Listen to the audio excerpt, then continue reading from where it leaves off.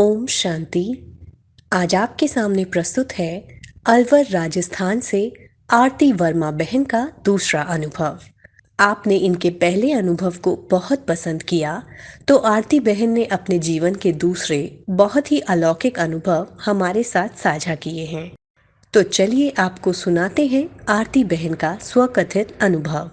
सन 2017 में श्री गंगानगर सेंटर की तरफ से जब हम बाबा मिलन में गए थे, उस समय मेरे युगल की पोस्टिंग श्री गंगानगर में थी। दोनों बच्चे, मैं और मेरे युगल, हम चारों बाबा मिलन में गए थे। उस बार मुझे बाबा के घर मधुबन में 11 दिन रहने का सौभाग्य प्राप्त हुआ। मुझे वहाँ वो अत्यंत शांति की अनुभूति हो रही थी, जिस शांति के लिए बाबा मुरली में कहते हैं कि बच्चे, परम धाम में जब तुम ऑर्गन से परे रहते हो तो एकदम शांत अवस्था में आ जाते हो। उसी शांति की अनुभूति मुझे मधुबन में हो रही थी। जब हम बाबा से मिलकर वापस ट्रेन से आ रहे थे, तो ट्रेन में भी मैं उसी गहन शांति की अनुभूति में खोई थी। फिर हम श्री गंगानगर पहुंच गए। हमें वहां से 2 दिन के बाद घर अलवर आना था। जैसे ही अलवर आए, 3 दिन बाद मेरा भाई बोला, दीदी आज मैं तुम्हें लेने आ रहा हूँ। शाम 5 बजे भाई हमारे घर पहुंचा। ठंड का टाइम था। भाई अपना ऑटो लेकर आया था। मेरा मायका गुड़गांव डिस्ट्रिक्ट में है।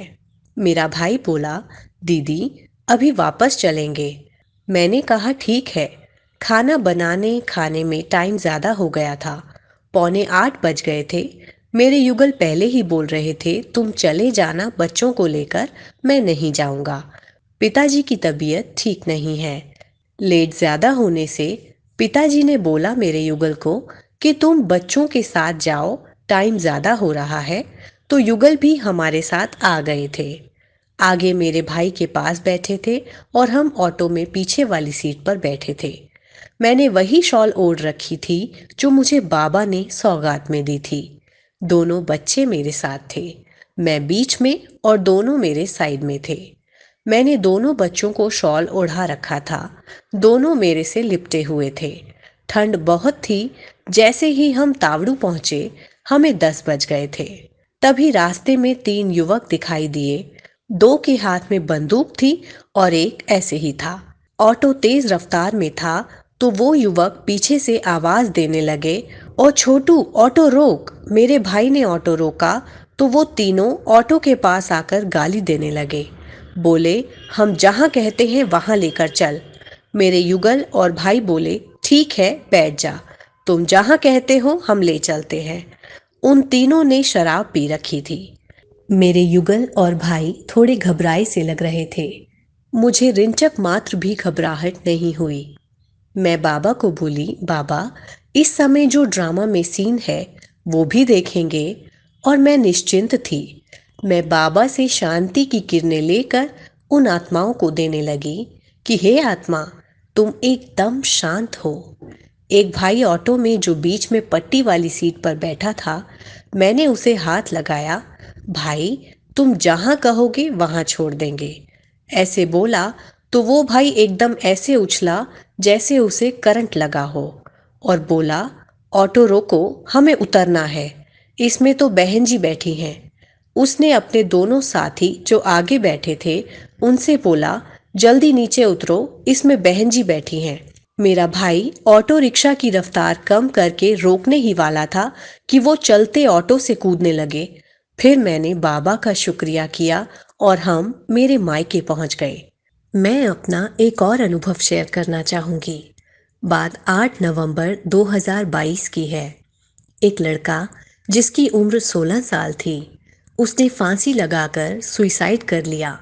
हम कलकत्ता बीएसएफ कैंप में रहते हैं। यहाँ 3 यूनिट एक ही कैंपस में रहते हैं। उस लड़के के घर सभी बीएसएफ की फैमिलीज पहुंची हुई थी। पूरा क्वार्टर भरा हुआ था। सभी लेडीज उसकी माँ को चुप कराने में लगी थी, लेकिन उसकी माँ का रो रो कर बुरा हाल था। उसकी आवाज़ भी नहीं निकल रही थी। लड़के की बॉडी को पोस्टमार्टम के लिए लेकर गए थे। 8 तारीख की शाम को उस लड़के ने फांसी लगाई थी। शाम को ही उसे अस्पताल में ले गए थे, लेकिन लड़के को बचाया नहीं जा सका। मैं अगले दिन सुबह 7 बजे उनके घर गई तो देखा वहां बीएसएफ की सभी ऑफिसर मैडम भी थी। सब उनको चुप कराने में लगे थे।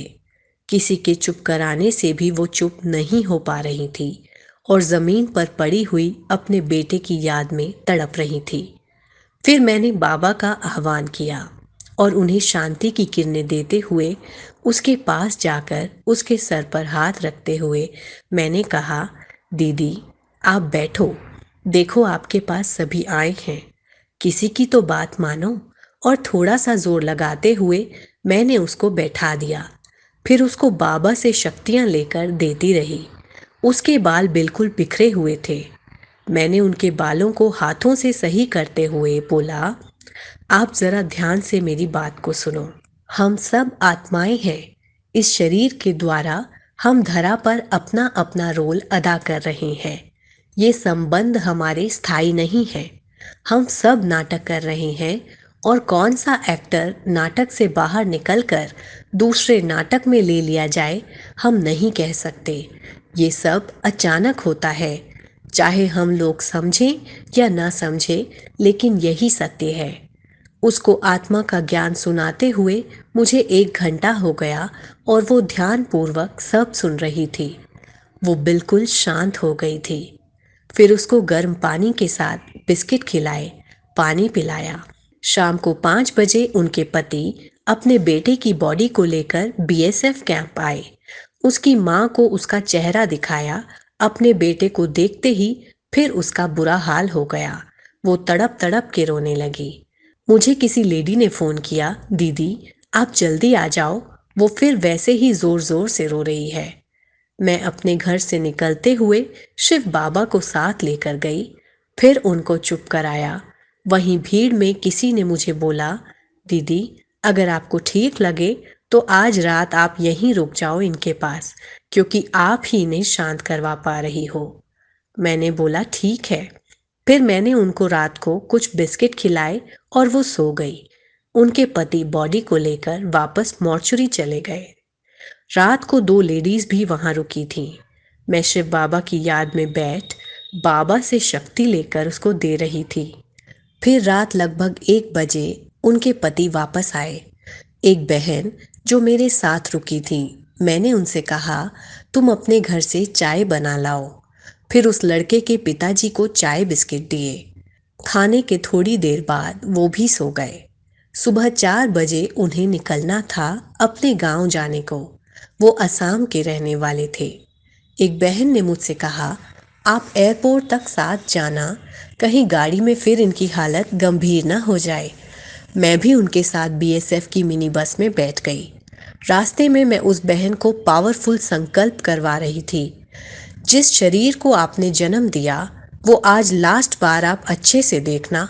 वो आत्मा अब कहीं नया जन्म लेगी, नए माँ बाप के पास। उसको अंदर से दिल से दुआएं दो कि जहाँ भी तेरा नया जन्म हो, तुझे वहाँ सब कुछ अच्छा मिले, लंबी आयु, एक अच्छा परिवार, तुम खूब खुश रहो। ऐसे आशीर्वाद देना। शायद मेरी बातों का उस पर असर हुआ। उसने बहुत अच्छे से अपने बेटे को देखा, बिल्कुल शांत होकर। फिर वो प्लेन से चले गए और हम अपने घर आ गए। फिर सभी को पता चला कि ओम शांति वाली बहन उनके घर रात को उनके साथ थी और सुबह भी उनको छोड़ने एयरपोर्ट गई थी। हमारी यूनिट की ऑफिसर मैडम को पता चला तो उन्होंने मुझे मिलने को बुलाया। उन्हें ज्ञान की बातें बहुत अच्छी लगीं। तो फिर ब्रह्मा कुमारी सेंटर वाली बहनों को बुलाकर 3 यूनिट का एक साथ प्रोग्राम कराया गया और इसमें से 5 ऑफिसर मैडम ने 7 दिवसीय राजयोग का कोर्स किया। एक ऑफिसर मैडम को कोर्स के दौरान ही बहुत अच्छे अच्छे अनुभव भी हुए बाबा के। तो कुछ इस तरह से बाबा ने मुझे सेवा के निमित्त बनाकर सेवा करवाई। अच्छा जी, ओम शांति।